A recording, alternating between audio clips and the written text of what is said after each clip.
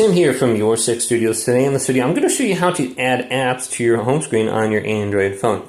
So if you swipe to the right, you can add apps simply by holding down on the app, and then you can just drag it to the left. And if you get to the edge of the screen and then just release it, it will automatically go to the next page.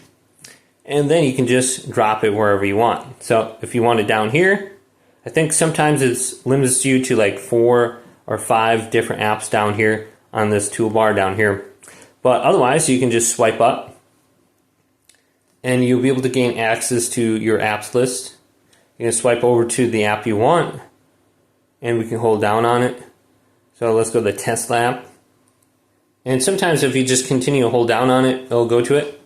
Otherwise, we can hold down on it and we have the option to add home screen. And I'll add it to your home screen too. Now you probably have to bring it on over to the left here and drop it right there. Sometimes I don't like this right here, so I'll drag it up there. And then I'll take a different web browser and drag it down here. So very easy to do, just simply bring up your app list. And then you can go to your different applications and add it to home screen.